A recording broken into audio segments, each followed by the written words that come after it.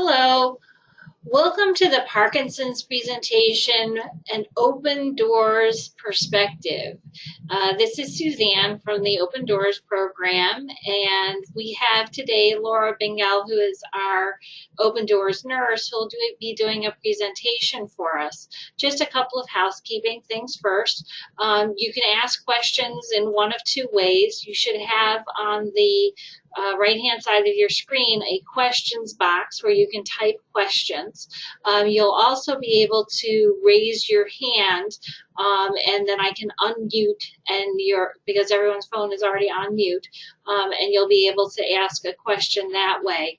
But I will wait until there's a natural pause. So if you raise your hand and you think I haven't seen it, just feel free to shoot a question saying I have a question as well.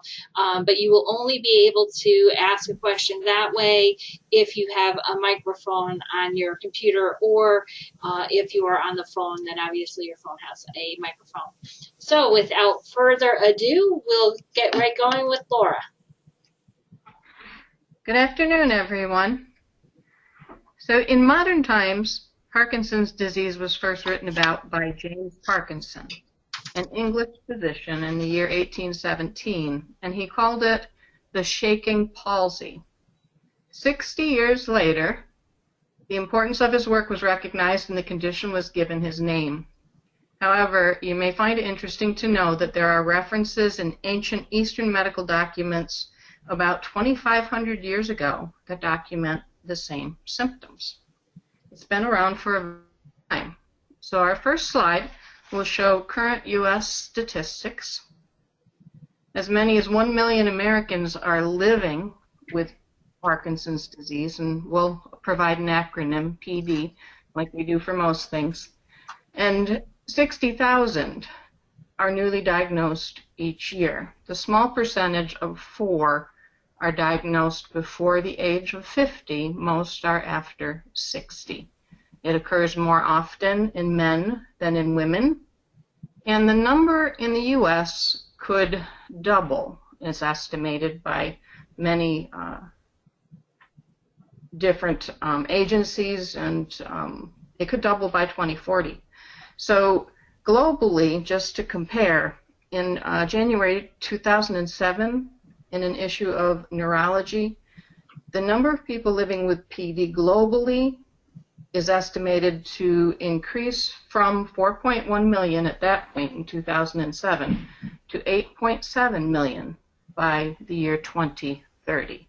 So again, it's estimated to double, or more than double, even globally. So the next slide will give us a basic diagnosis, definition, that Parkinson's disease is a chronic and progressive neurological disorder. Nerve cells in the part of the brain responsible for movement malfunction and die, and it is a whole body syndrome. It affects all different systems of the body. It is characterized by tremor and impaired movement, which is present because nerve cells are responding to a lack of dopamine, which is a chemical in the brain. There are many movement disorders that can appear to be Parkinson's disease, and they may be called atypical Parkinsonism. From our perspective, that of being independent in a community setting, the considerations can all be applied to any one of these syndromes, so I will not be addressing them individually. We simply do not have the time. Next slide. The role of dopamine is very important, as we mentioned in the previous slide. Motor function in the brain is dependent on a balance of neurotransmitters. These are chemicals that relay messages, and an important one is dopamine. It's produced in an area of the brain responsible for smooth, controlled movement, and is made in smaller and smaller amounts as the disease progresses. Decreased levels of dopamine confuse the electrical impulses that control movement. And one deficiency in the brain causes deficiencies among the other neurotransmitters because they're all very interdependent, and this contributes to the complexity of the symptoms that we see with Parkinson's disease. By the time symptoms become evident, people have lost more than half of their dopamine-producing cells, And in fact, some experts estimate it could even be up to 80% of the dopamine-producing cells are gone by the time symptoms occur. Next slide. The brain stem is the pathway for communication between the brain and body. It's directly responsible for involuntary functions such as breathing and blood pressure. It's composed of several structures, and most notably in PD, the midbrain, which contains most of the neurons that produce dopamine. The death of dopamine-producing neurons, primarily in this area I've highlighted for you, the substantia nigra, initiates the changes that cause the hallmark symptoms of Parkinson's disease, such as tremors and slowed movement. Next slide.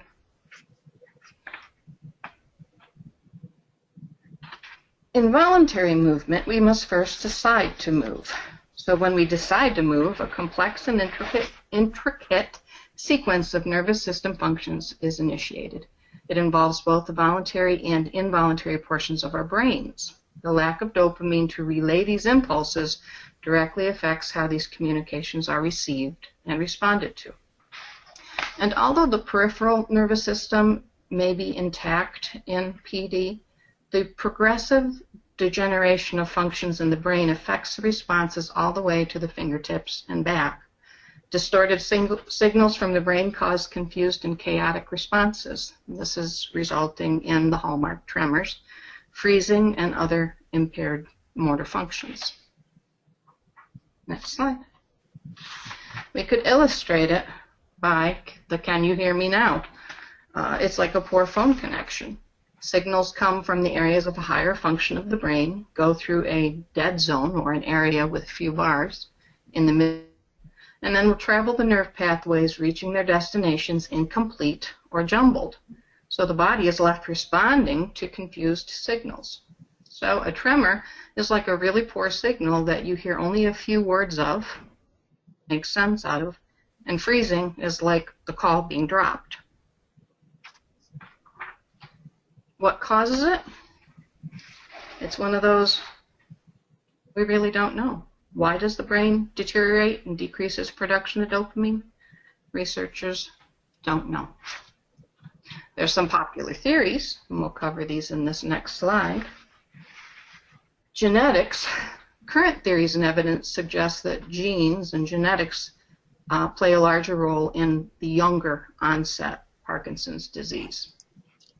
Exposures and occupational hazards, environment may be more significant in the more common later onset PD. Industrial processes, welders, farmers, military personnel, and it's all related in theory to accumulation of free radicals in the brain. Some of the specific chemicals are metal manganese that's used in welding and mining, and any insecticide, herbicide, or fungicide. So there we have the agricultural. The head injury, concussion, especially associated with a loss of consciousness, high impact sports. And right away we might think of boxing and football. It's very big in the news, what they're calling CTE, or chronic traumatic encephalopathy. But it's still very unclear as to whether they can really call this a Parkinson's, or if it's one of those atypical type of things. So it's still in debate, although we do know that it causes the symptoms. My opinion is that there's merit in all of these theories and that there's no one right answer or cause. Much like cancer, a group of diseases or disorders that have the same outcome and symptoms, there are genetic, environmental, and lifestyle factors that contribute, and what causes the disease to develop in one individual is likely not to be the cause of another's disease. So there's still a lot to be done. So many experts promote the same opinion, and people may have a genetic predisposition and never develop the disease, or not. Or they may not and have a family history and they develop the disease. And lifestyle is often overlooked, but more evidence is pointing that way. In a study conducted by the National Institutes of Health and the American Association of Retired Persons in 1995, as a part of the Diet and Health study, researchers found that people who consume low levels of healthy dietary fats, such as those from fish, or high levels of saturated fats, are more vulnerable to developing PD after being exposed to neurotoxins like pesticides. So the illustration here presents the fact that you need both the kindling and the match to start the fire. Genetics are currently a focus of intense research, with the hope that understanding the genetic forms of PD may also give insight into other forms. Several gene mutations are known to cause the disease directly, but these affect only a small number of families. Most of the mutations identified involve genes that provide instructions for or play a direct role in dopamine production and cell functions. In total, presently, there are 28 identified DNA mutation locations believed to be independently associated with PD risk, and there are quite a few more that are still under suspicion and are still being researched.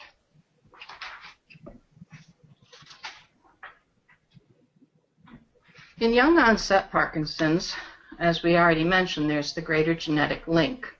So before 50, it's more likely it is genetically linked, and below 30, even more than that. It has a slower onset, and a person generally will have a slightly shortened life expectancy, but this is only by 11 years from a person that does not have a chronic disease diagnosis. So it's not much different from that for people who are diagnosed with type 2 diabetes at the same age. So we know with diabetes, if a person's diagnosed with it, a healthy diet and managing blood sugars are the most important way to improve their prognosis. With COPD, which is another chronic disease that we've covered previously, stopping smoking is the best thing a person can do for themselves. With high blood pressure, diet, restricting their sodium, weight management. We know what these things are. With Parkinson's disease, the single most important factor that has been identified so far is a regular exercise routine, and the earlier, the better. So since we're still talking about genetics, I want to touch on special challenges for young people who are diagnosed. Please remember that they're still raising children or responsible for paying for their children's education, or they may be the sandwich generation where they're the primary caregivers for their elderly parents. So there's a lot of extra challenges, and then put on top of this that weight of having a new diagnosis and knowing that you're going to be having symptoms and that it's going to be difficult. And then you may have friends and a spouse or a partner who is not having to deal with the chronic issues, and they want to still be active. So there's going to be a lot of stressors on a person, not even to mention the financial. So one advantage that younger people do have, though, is that their brains are younger. And this is what neuroscientists call neuroplasticity, which really means that the brain is still better able to adapt and respond to change or treatments. So this is the good thing for them, and we can focus on that if they can start the exercise early and all these other things, that their brain is going to respond better. And we want to look at a flip side to that as well, though. They do have a longer time to walk the tightrope of managing medications and side effects, and we'll get a little bit more into that in a bit. Laura, are you saying people, because you said the younger people tend to have the genetic mutations, are people testing their children to see if they have the genetic mutation? Not routinely, but if they're involved in a trial, they would be. Because it just strikes me that you said that there's a number of years where you're losing the dopamine production, or the ability to produce the dopamine, and then that the lifestyle does have an impact. So if you knew ahead of time, before you even started showing symptoms, then maybe you could change your lifestyle to reduce the likelihood of the symptoms showing up. Right. Well, I would certainly recommend somebody who knows that they have a family history of people developing Parkinson's disease in their 30s, that they not become a welder. Right. They would be, because it does seem to be that you need all of those things. You need the match and the kindling.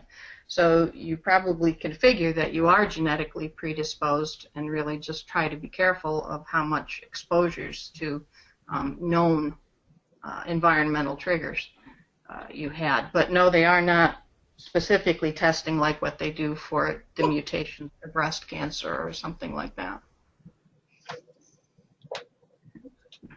So, ready for the next slide? So here we are talking about the occupational exposures. And in 2009, even the U.S. Department of Veterans Affairs added Parkinson's to a list of diseases, and I have to say, this is in quotations, possibly associated with exposure to Agent Orange, specifically mentioning in Vietnam. So we talked about agricultural, but also military.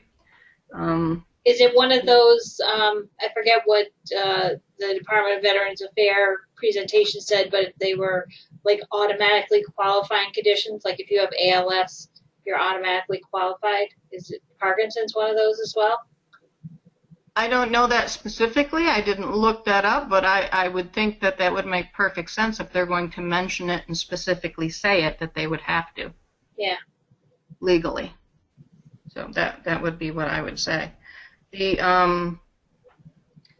CTE, as we mentioned about the head injury, there's still discussion and research on that. We know it does cause symptoms, but this illicit drug use is one that was quite interesting to me. Back as far as the 1980s, the CDC reported a synthetic neurotoxin or byproduct called MPTP, and it's a very long name with numbers in it and whatever, but MPTP, and it caused immediate and permanent Parkinsonism in people who had used heroin contaminated with it. This compound is being further studied, so we must figure that if there's one, that there are likely others. So that's why I have up there illicit drug use and contamination, that is putting themselves at higher risk. Well water consumption is closely related to the pesticide exposure because of runoff. Next slide. In initial diagnosis, mild cases of Parkinson's disease can be difficult to confirm even by experienced neurologists. This is because there aren't any standard diagnostic tests or biomarkers. And biomarkers are the body's objective and measurable response to a disease process that are used routinely in confirming diagnoses. An example would be a fever with the flu, the fever being the expected measurable biomarker, and the complaints of general fatigue and not feeling well, the subjective symptoms reported by the individual. When identified, biomarkers allow for more accurate monitoring of disease progression and, ideally, the ability to identify its presence in the earliest stages. However, as we said, there are no reliable biomarkers at this point.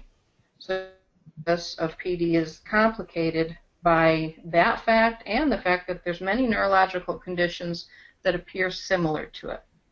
That being the case, additional tests have to be done to rule out diseases like stroke, medication-induced Parkinsonism, what they call multiple systems atrophy, vascular Parkinsonism, repeated head trauma, Lewy body dementia.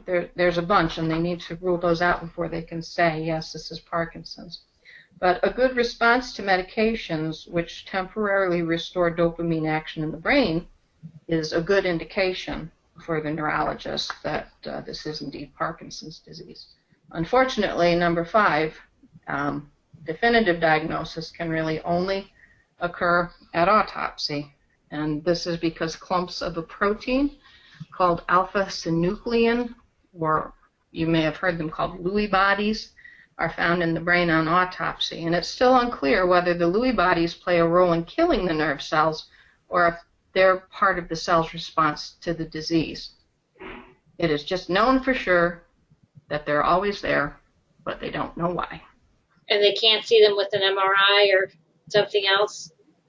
Lewy bodies? No, they're not identified on an MRI. But we will talk a little bit about what you can see on an MRI. Okay, sign versus symptom. I just thought this might be pretty helpful to you, and this is in relation to Parkinson's disease right now, but this is the medical community overall. What is a sign as opposed to a symptom? A sign, say on the left-hand side of your screen, is objective and what can be observed. So a sign would be like the fever in the case of the flu. You can observe that. The symptom is going to be subjective, what a person says. And I way back to nurses training, that's how we remembered it, is the objective was O, observed, the subjective was S, what they say. And that always helped me as a little key there. So the subjective is what they're reporting, and they're saying, I just feel so tired and I have no energy. That would be your symptom or your subjective. And that holds true for all conditions. I hope that's helpful to you. Okay, so the next slide. Hallmark signs and symptoms in Parkinson's. Resting tremor of the hands. So earliest indications may be a change in the way of walking, like the shuffling gait or a foot drop or a dragging of one foot, less of an arm swing. It's more frequently in the hand first as far as the tremor, and it would progress from there and can be in the leg, face, or jaw. This bradykinesia, slowness of movement, it takes longer for that signal to get from the brain to where it's going. And the stooped posture with the head bent forward, that's pretty hallmark as well.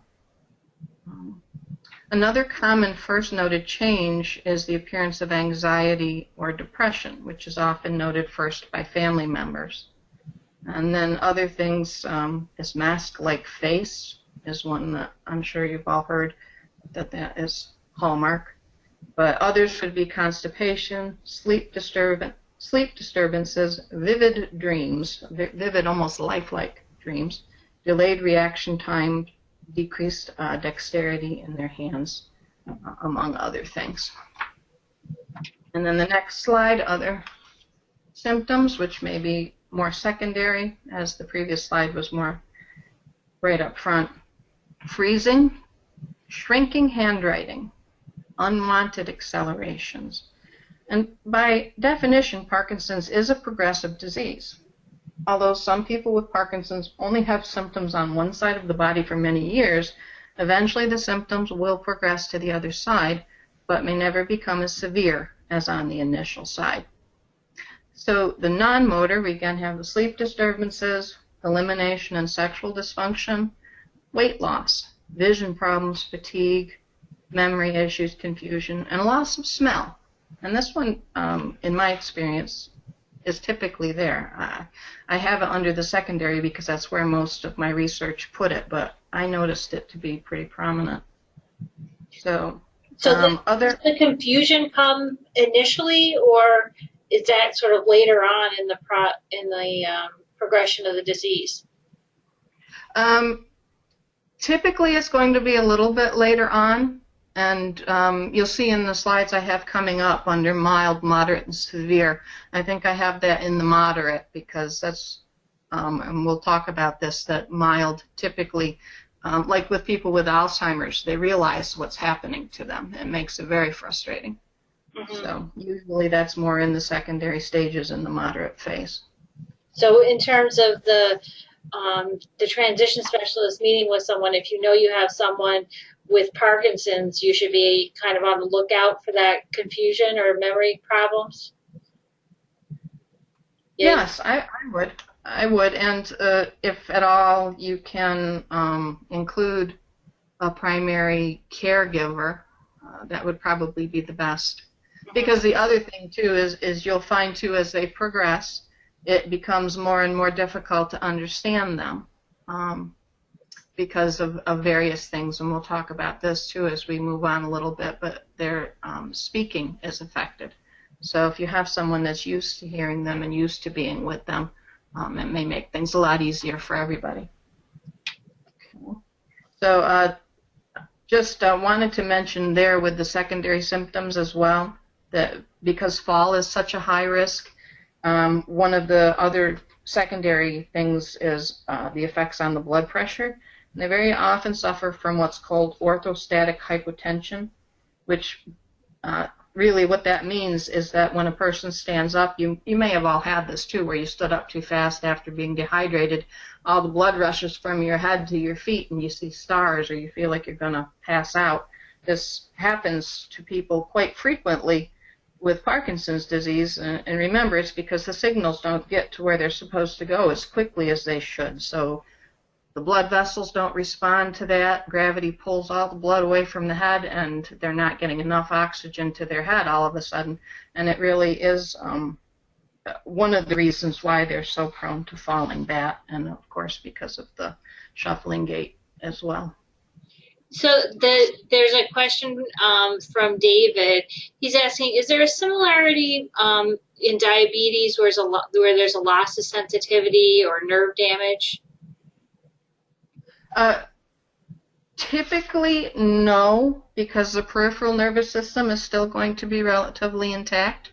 It's the signals that are going. So they may have delayed sensation getting to the brain, but having numbness or tingling related to the Parkinson's, it would probably be from another associated condition or another condition that they have, because people can have Parkinson's and also have diabetes.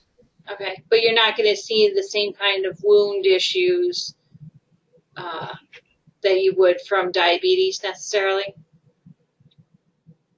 That has not been my experience. Okay. Yeah, I have not seen that. Okay. That's a good question. Okay, next slide.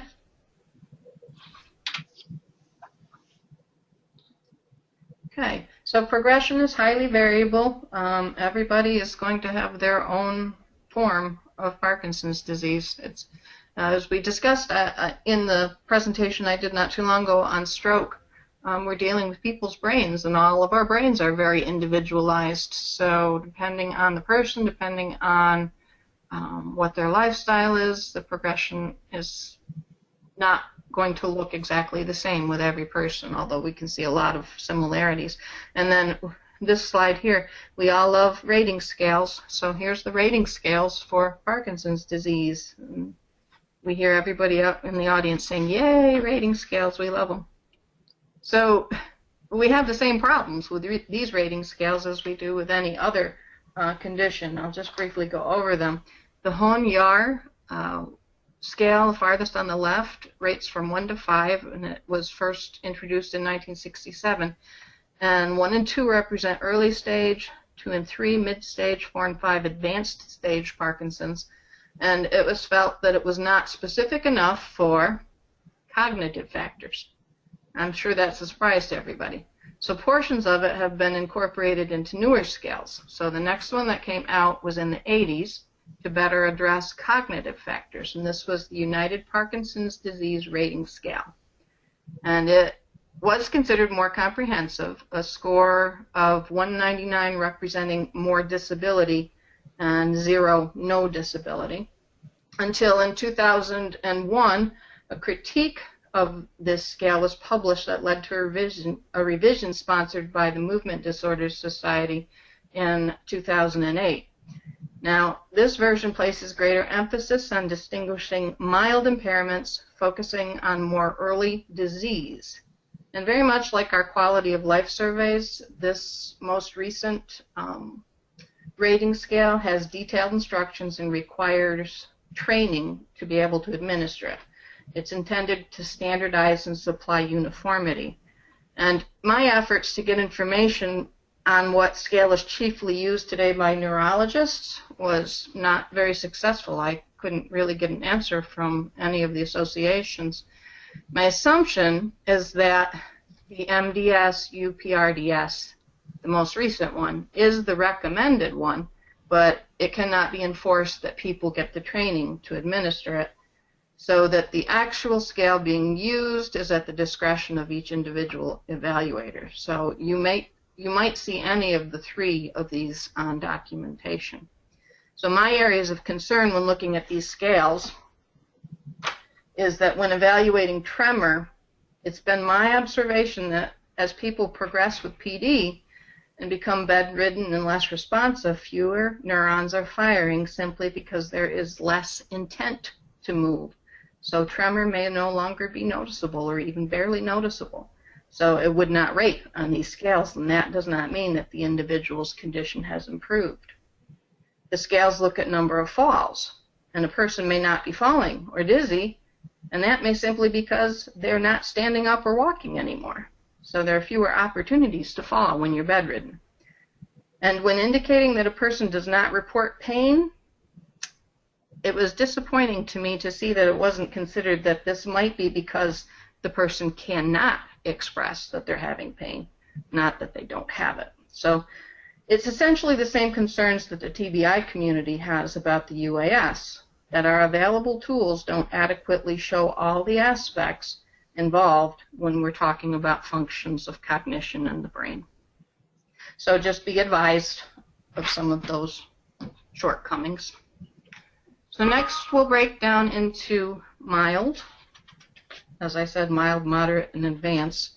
The mild Parkinson's typically not prevent daily activity and is often one side of the body. This can be very frustrating for people at this time because the thinking ability hasn't changed at this point, and a person can feel the new challenges, like not being able to easily button, zip, or tie, dropping things more frequently, and family members may be the first to recognize the changes in posture and facial expression. A person may still be parenting, working, and the change in their abilities can be discouraging and scary. Mild disease is often diagnosed as depression, and since depression is often a secondary issue, medications for depression may be helpful for a period of time. In some instances, however, altering the brain chemistry with antidepressants can also amplify the symptoms of the Parkinson's disease. For instance, someone newly starting an antidepressant feels emotionally better, but now they develop an obvious tremor. This person should see the doctor again right away so that it can be determined whether this is a side effect of their new medication, the antidepressant, or a symptom of an underlying disease process like Parkinson's disease. Medical treatment at the early stage is typically watch and wait unless it is disturbing and affects the individual's quality of life. The aim is to postpone the use of Parkinson's medications as long as possible. And it's very, very important to establish a regular exercise routine. As I mentioned prior, studies are conclusive that regular exercise is helpful in slowing progression. So it does bear mentioning at this point that only 40% of people with PD are managed by a neurologist. Most only see them for diagnosis. But I mention this because generally people managed by a neurologist, specifically when we're training in movement disorders, do better. And in New York, there are quite a few movement disorder specialists. Of course, New York City has lots. Upstate has plenty as well, though.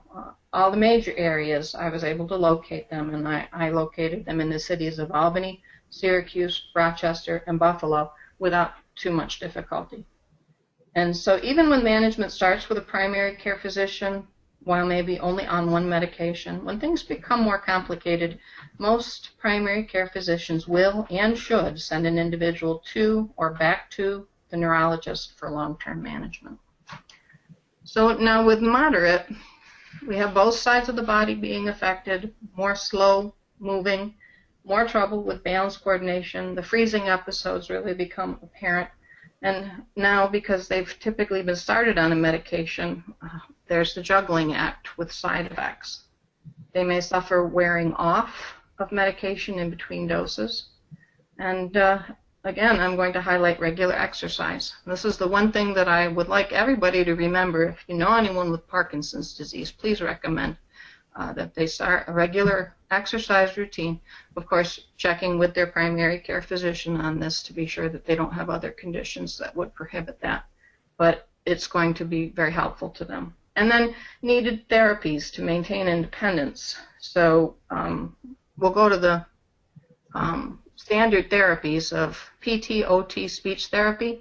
They're the ones that are the cornerstones, and we'll talk more about that.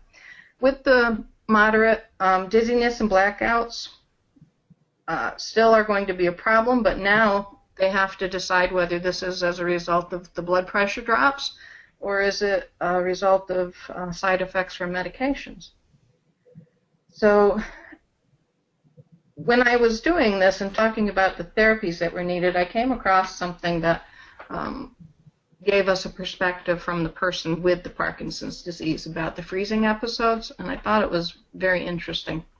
That a person who has freezing episodes may experience a sense of falling each time their foot leaves the floor. And I thought how disconcerting that would be to every time you pick up your foot feel like you're going to fall. And research has shown that cueing, such as a flashlight or a laser pointer or lines on the floor to look at and aim for, can decrease the number and length of those freezing episodes. How this cue works is a mystery. It's another one of those we don't know why, we just know it is. And physical therapists are the best ones to help individuals try to incorporate these strategies. Now with advanced Parkinson's, great difficulty walking, and often in a wheelchair or bedbound or in the bed most of the day. At this point, assistance with all daily activities, more prominent cognition problems, and hallucinations or delusions, rather than just cognition problems. They're actually having active hallucinations.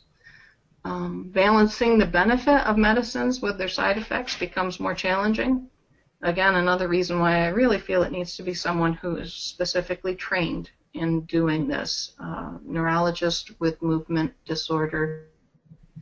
Some estimate that 15% of Parkinson's disease sufferers are living in a nursing home in the United States, and it's generally the people who are in the advanced stages. So some will eventually require breathing assistance like a CPAP or a BiPAP by this time because of increasing respiratory issues, and some will eventually need a tracheotomy. And when these things occur, a pulmonary specialist should be included in the medical team as well. Why do they need a tracheotomy? Because of difficulty in breathing. I only knew one gentleman with Parkinson's disease that did need the tracheotomy. And I think probably with Parkinson's, one of the biggest issues that relates to that too is the stooped posture and the kyphosis in their neck. It becomes more and more difficult to maintain an open airway.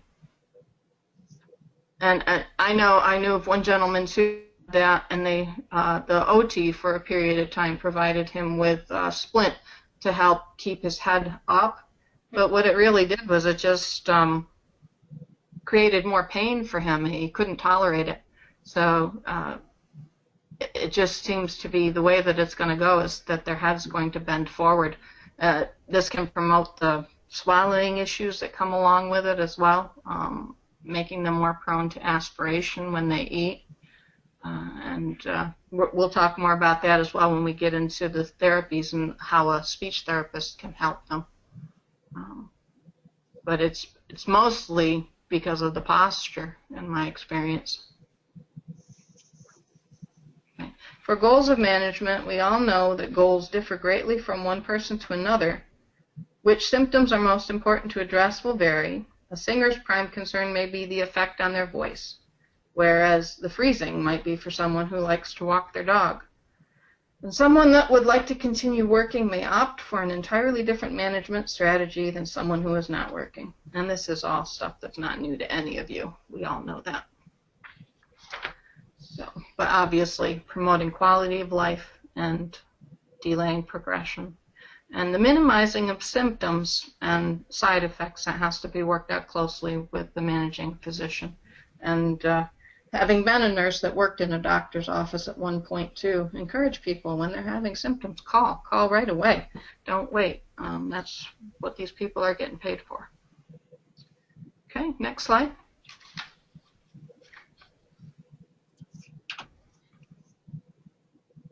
So this is just a little, I'm not going to spend a whole lot of time on each one of these different types of medicines. This is just kind of to show you what's available. But the one that's used most often is in the left-hand upper corner there, levodopa. It's been in use since 1969, and it crosses the blood-brain barrier, which is what makes it, one of the things that makes it so helpful. And once it's in the brain, it's converted into dopamine.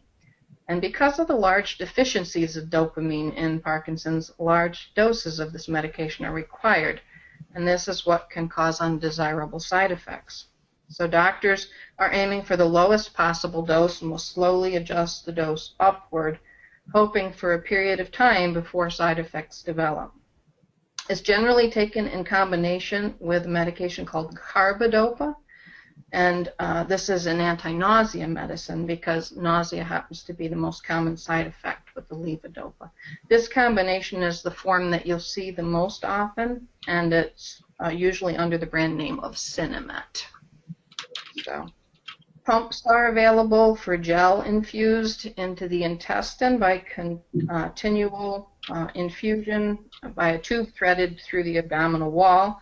And this is particularly for people who are troubled a lot by wearing off, which is an effect that they can have after a period of time. And there's also some extended release capsules that are available. And there are efforts right now toward inhaled versions of the medication. So they're still working on stuff. So a combination of the levodopa and another carbidopa and one that's called entactopone in a single tablet by the brand name of Stalevo is one that is designed to prolong the beneficial effect of the levodopa. So there's all kinds of things, but again, the person who has the special training is going to be in the best position to be able to help a person be on the best possible medicine for them. Medications to treat depression, anxiety, constipation, urinary, erectile dysfunction, and sleep disturbances may also be necessary to optimize the quality of life. And just recently, in 2014, drugs specifically designed to treat neurogenic orthostatic hypotension, which is that drop of the blood pressure we talked about, but in this case, when it's caused specifically by the nervous system malfunctioning, was approved. And that one's called droxidopa. So, all right, as far as adverse effects, there's two major ones that are really that really affect a person's quality of life, and you can see why when you see what they are. Psychosis, which is the hallucinations, the delusion, the disorientation, and a loss of contact with reality. And then this dyskinesias, which is the uncontrollable dance-like movements that you might see with someone with Parkinson's disease. And these usually occur after they've been on treatment with the levodopa for several years, and usually at the peak effect of the dose of the medication. That's how they know it's a side effect. So as the disease progresses over time, people can develop treatment complications, and adjustments to their medicines, changes of dosing, types, or whatever, can be made to minimize the side effects. And with the psychosis, adding antipsychotic medication may sometimes be necessary. But then, of course, these have their own side effects that need to be monitored. And the dyskinesias can sometimes be remedied with another medicine, amantadine, which was one that was in the previous slide, or with another treatment that is called deep brain stimulation. And we'll talk about that in just a little bit. And then the next, you know, they were calling these secondary side effects, and I was like, I didn't feel that was fair. I thought, well, maybe they're not as big as psychosis and dyskinesias, but they were still big enough to me. I still think they affect a person's quality of life quite severely, and you can see why. And it has to be remembered that these medicines affect the function of the brain. So it's really not surprising that behavioral changes and side effects occur.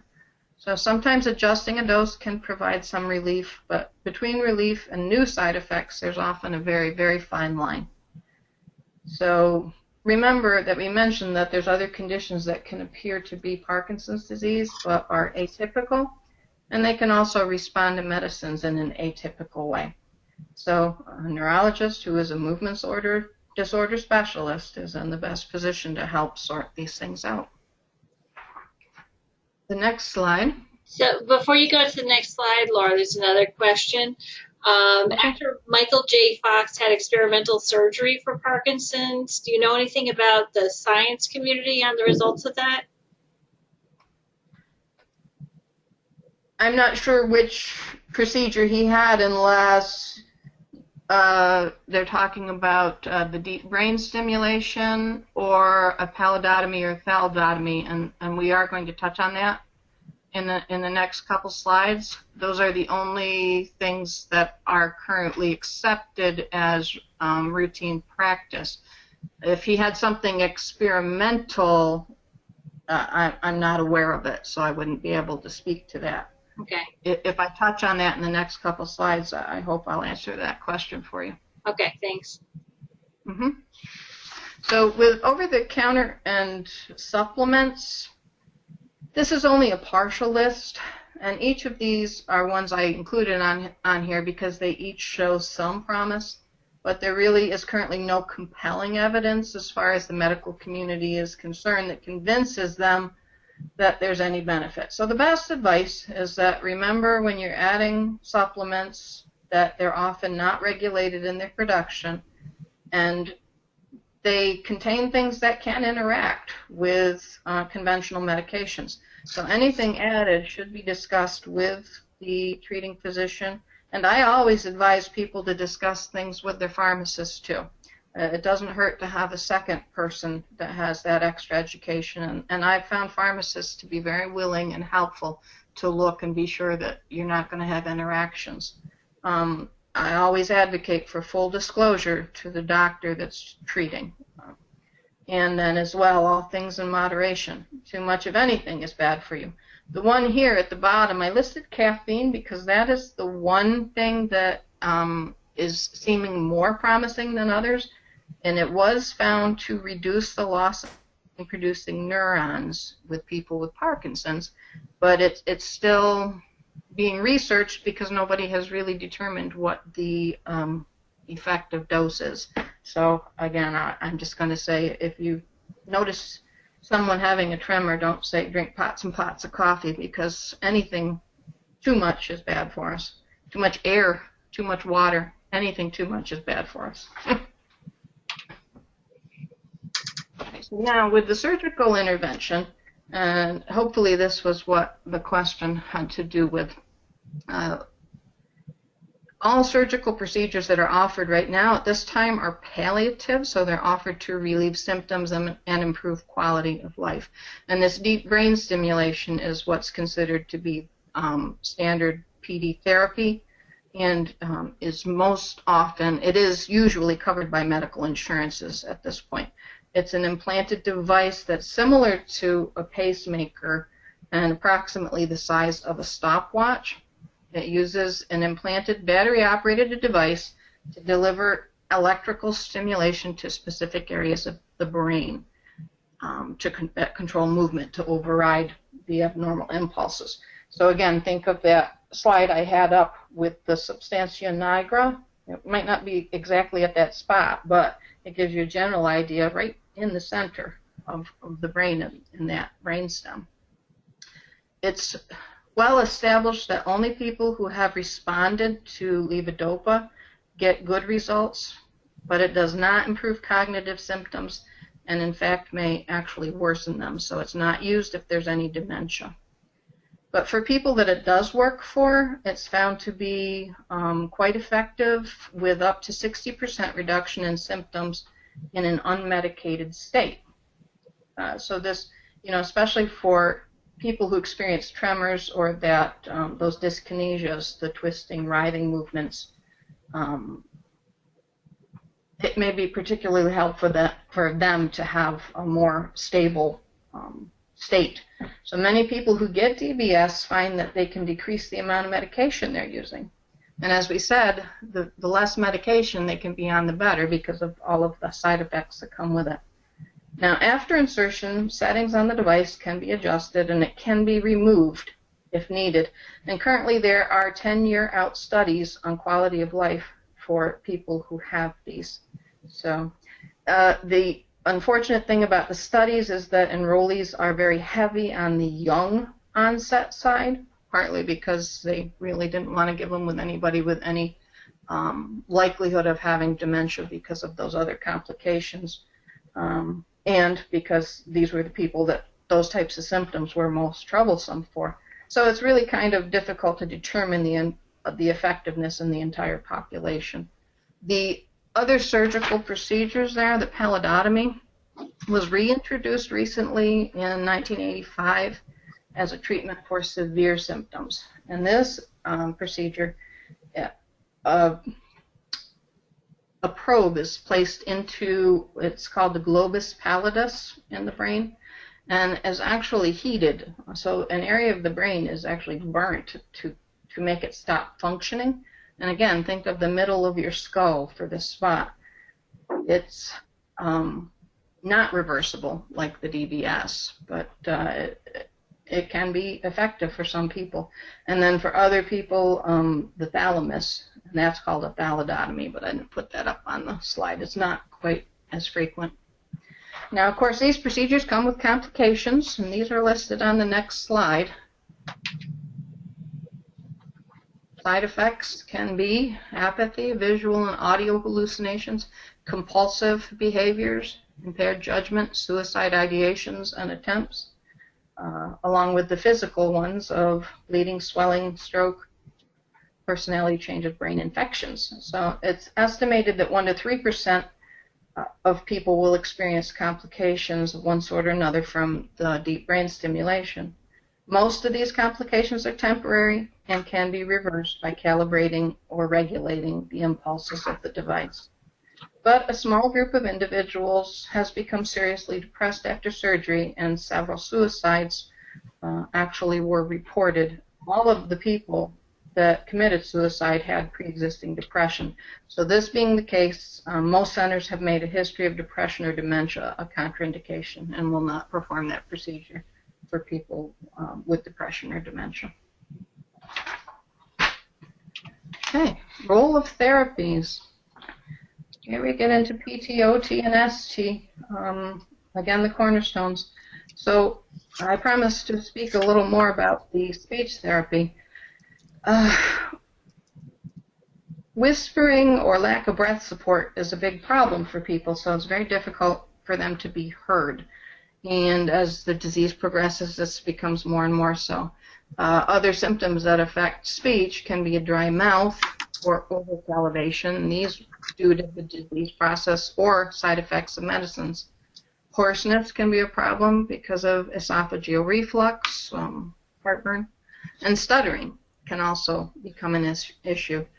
And also, if people around them are a bit older, they're likely not hearing as well either, so this can be a real communication issue. Quality of life issues that really take a lot of sorting out, and people with smarts to do it, because it may often be a combination of all of the above. So this LSVT loud was something that I found that looked very good and has a lot of good reports. It was named after Mrs. Lee Silverman, and it's the Lee Silverman voice treatment. It was developed in 1987 and has been studied for about 20 years with funding from the National Institutes of Health. It's 16 sessions over a single month, 4 individual 60-minute sessions per week, and there were some pretty amazing results of people that had actually taken this as far as being able to increase the volume of their voice. So, but it does need to be remembered too that maybe the person isn't whispering, but the partner or the family member needs a hearing aid instead. So keep that in mind. All right. Other supports. There's an endless supply of supports, and each person, as we said, is going to be affected differently by the disease, and you all as transition specialists are really the experts in this, of knowing what's available in your areas, and I'm so glad for that you can help people find what they need. So researchers looked at data in nearly 3,000 patients receiving care for 3 years in a project that was called the Parkinson's Outcomes Project, and it was the largest study of Parkinson's ever conducted. Over 1,300 study participants reported little regular exercise at the beginning of the study. 500 of those individuals began exercising greater than 2.5 hours per week within the next 2 years. The researchers compared participants who exercised regularly for the entire 2 years to people who didn't, and their quality of life surveys showed more significant decline in those who did not exercise compared to those who did. The greatest benefit was found in exercises like, and it highlighted specifically Tai Chi, but yoga, dancing, basically things that require thought prior to movement and that foster smooth, thoughtful movement are the best things. So I want to throw in there too, swimming is also a beneficial thing for people, water aerobics, that kind of thing, because in that situation for someone at such a high risk for falling, that can be a solution for them as well, that if you fall in the water, it's not near as tragic. So it might reduce their fear because of poor balance. So when people want to try something, our job really is just to be supportive when they're informed. And if they're not informed, help them become informed. So remember, when dealing with the brain, we don't fully understand it. Massage therapy for rigidity, acupuncture for fatigue, or gait irregularities, don't rule any of these things out that can be potentially beneficial for them. But just be sure they're informed. And having said this, I feel I need to remind you as well that you need to remember that most of these are not covered by insurances. Staying independent, we want to expect progression, plan ahead, plan for it. Purse units are one of the best things. We know they're going to be at high risk for falls. Make sure they have the availability of getting help when they need it. Help them to remove any factors that would increase their risk of falls. Throw rugs, moving the bed next to the wall for people who have the vivid dreams and dive out of bed. Maybe having the bed near the wall would be enough of a barrier to keep them in the bed. And they're also making beds now that actually lower way to the floor, so that if the person does go out, they're not going very far, only a couple inches. So you know all the assistive devices, but they're all there. So both the disease itself and the medications are independent risk factors for falling. We just remove as many as possible. And then with the swallowing and eating, it's likely going to become more difficult. Food consistency may need to be changed progressively, and may need to calories, so ensure and that kind of thing.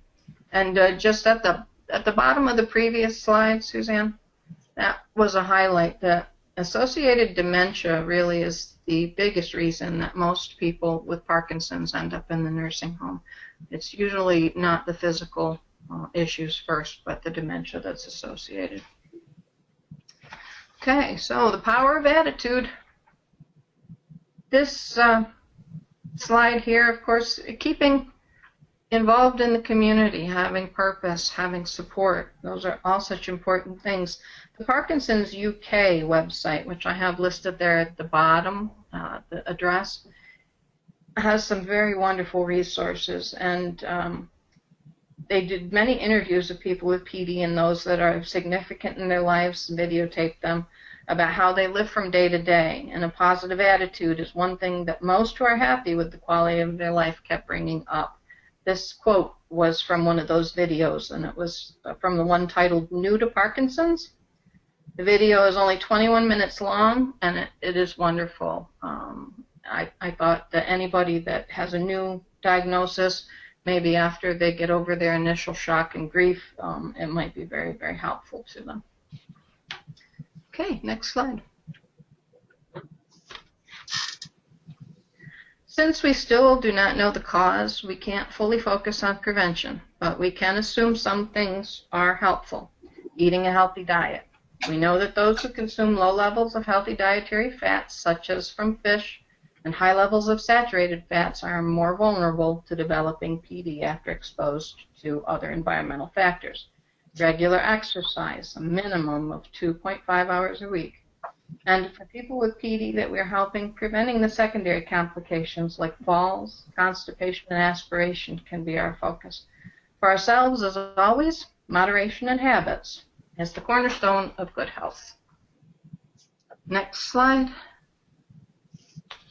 Research is being carried out in all of these various different things I have on your slide there. Parkinson's has been around for a very long time and has historically been thought of as a condition of aging. So with more people growing older, younger people being affected, and well-known people advocating for it, research has ramped up. In the past, people have been treated for symptoms when they became problematic. Now, more and more effort is being geared toward restoration and even prevention. Some recent things that I've been trying to keep up on so that I could let you all know about them. Functional MRIs, they have just completed some studies on those as using that as a biomarker, which means that they do an MRI of the brain while the person is gripping something or actually using something. And they can measure progression in Parkinson's disease by that, by placing this one functional MRI and then letting a period of time pass, like a year, and doing it again and seeing what kind of response they get. And this can be helpful in measuring progression while the person is being treated, which shows whether the treatment is working or not. So that's something there. Some chemotherapeutic agents, one specifically for leukemia, is now being tested because it seems to slow the formation of Lewy bodies in the brain. So there's some testing going on that to see if it will be helpful for Parkinson's. And we've got a transplant of brain cells that have been grown from stem cells, which will be occurring in Melbourne, Australia. It was announced last year. It may be underway even by now. And most recently, vaccines against alpha-synuclein protein will be beginning shortly. So what this means for us is be sensitive to the needs of individuals. Remember to consider their age, what time of their life they're in, support their personal choices, get them to see a movement specialist, a movements disorder specialist, plan for the progression, involve therapies, manage medicines, watch the news. So based on the statistics that the number of people in the U.S. with Parkinson's will double by 2040, you will be assisting people with PD if you haven't been already. So that's a great presentation, Laura. Does anyone have any questions? Again, you can ask questions using the questions box or by raising your hand, then I'll unmute you.